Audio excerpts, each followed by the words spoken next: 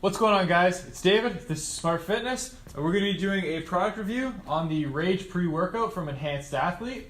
It has a pretty comprehensive list, as you guys can see behind me, so let's jump right to it. So the first ingredient is B6 at 100 milligrams. Now, because B6 is technically a water-soluble vitamin, it's very difficult to see whether or not it's going to do anything beyond making your pee super rich, as I've said here. For performance, it can aid in the synthesis of amino acids and the breakdown of carbs to be reused for glycogen.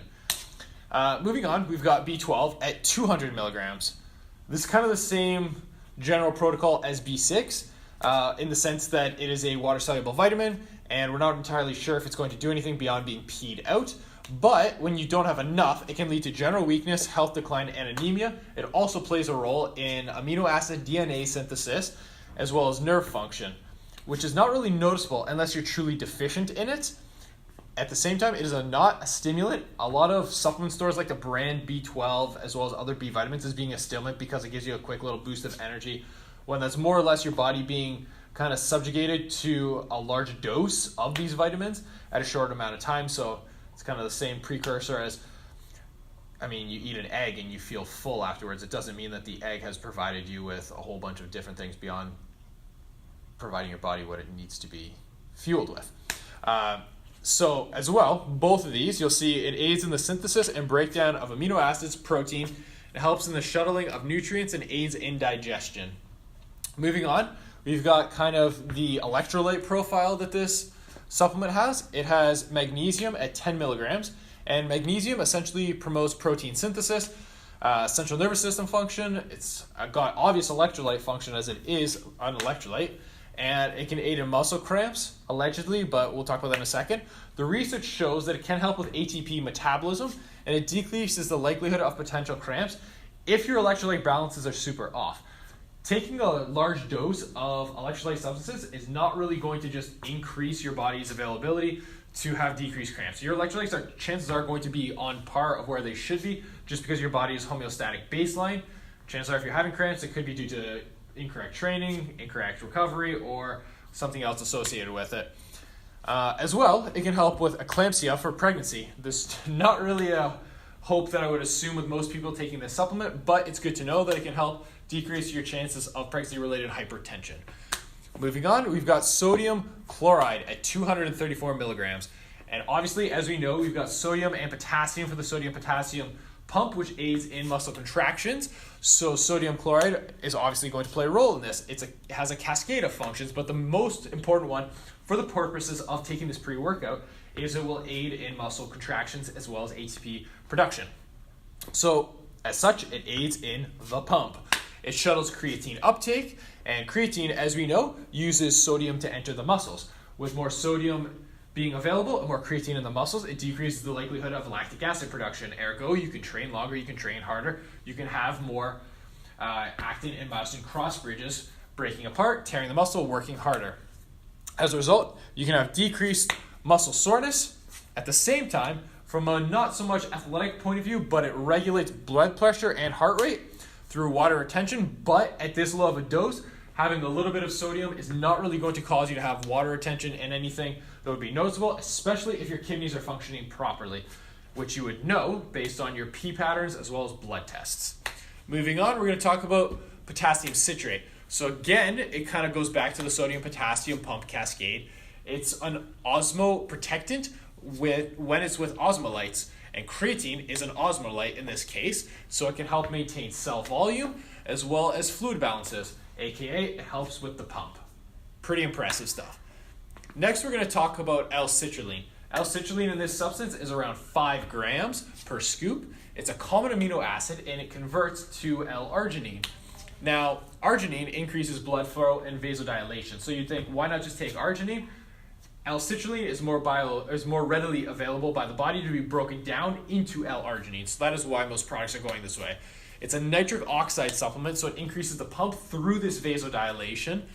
And at the same time, I would like to put a slight caveat here that this product is somewhat low dosed compared to what you would see on websites like Examine.com and WebMD, as well as other pre-workouts that are quote-unquote pump-based.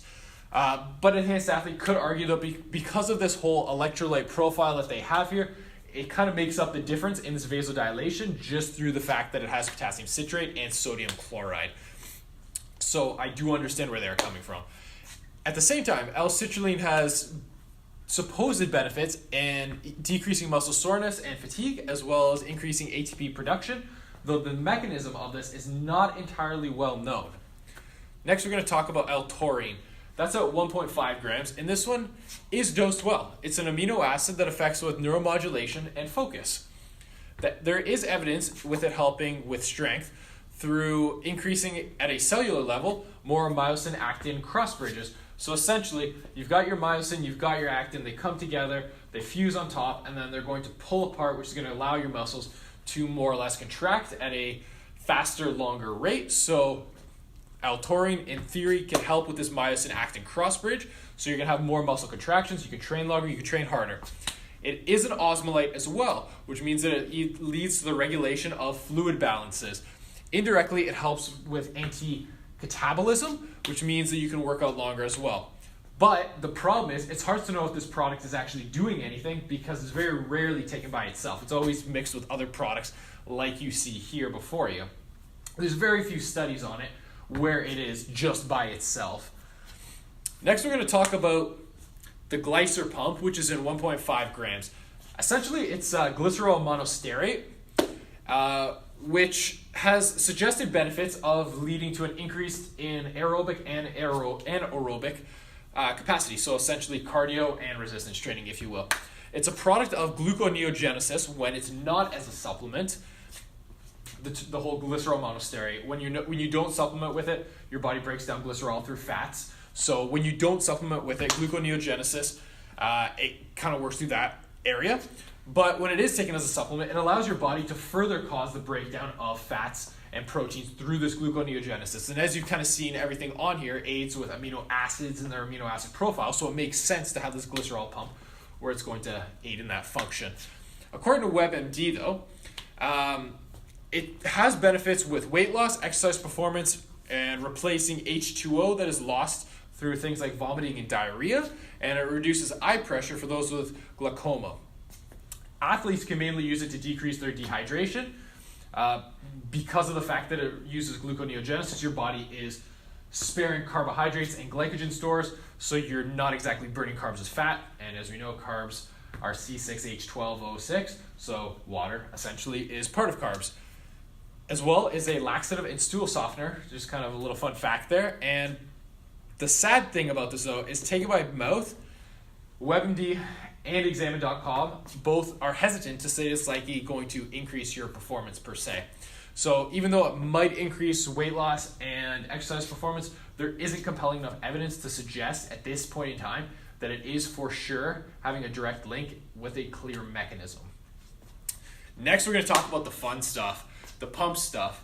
We're going to talk about caffeine at 225 milligrams, which is a stimulant. It is a central nervous system stimulant, and it is an ergogenic aid, pound of body weight. So for somebody who's 200 plus pounds, this is considered a quote-unquote low dose.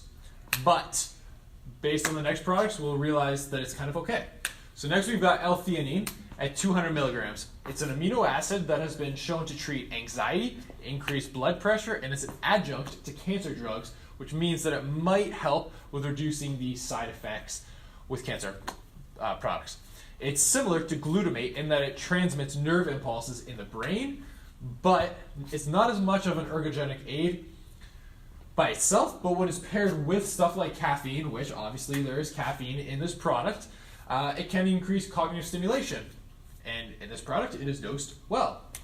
Next, we're going to talk about the fun one, the one that we very rarely see in pre-workouts today, and that is DMHA at 120 milligrams. You might either see it as other names as Octodrine. It was originally developed as a nasal decongestant, kind of like ephedrine was, but now we've learned that it has an increased fat loss and fat metabolism properties. It is a central nervous system stimulator and one that is very potent at that. It is similar to DMAA and caffeine. It is actually the precursor to DMAA, which is a banned substance, but it is far more potent than caffeine. It isn't as potent as DMAA from what I've read from anecdotal evidence on people, but I've never taken DMAA, so I do not know. According to WebMD, though, there is not enough sufficient evidence of it actually doing anything beyond increasing your pain tolerance, focus, and endurance. But as a caveat for myself, I can say that I was feeling stimulated while I was taking it, but it was also mixed with caffeine, so I can't entirely say that that was the cause. But I was able to train harder, I was able to train longer, and I was able to do more. So clearly it was helping with me fighting through that pain tolerance, focus, and endurance.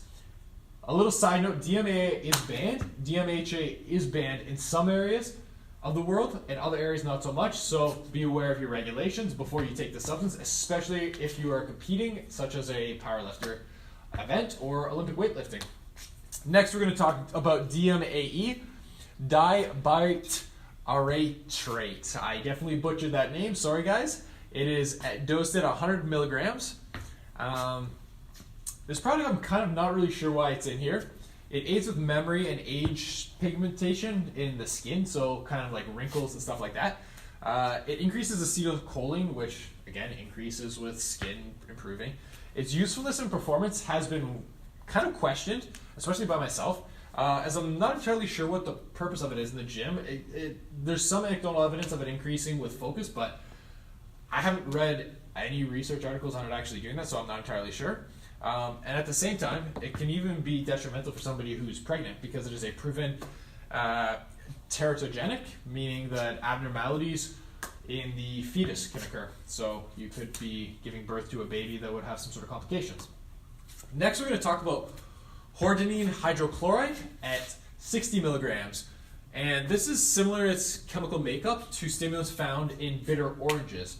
So it's kind of, I guess you could classify it as a natural stimulant per se.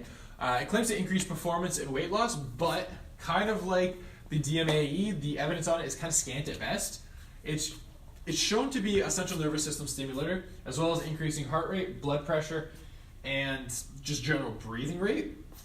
And I'm not entirely sure if this is the product from, or if this is the byproduct from taking the Enhanced Athlete pre-workout, but I know for myself, due to being able to train longer and harder, I was finding that my blood pressure and heart rate was a little bit elevated, so it could have been through this, but it could have also been from the fact that I was lifting more. As well, it increases dopamine, maybe. It increases your mood regulation, again, maybe.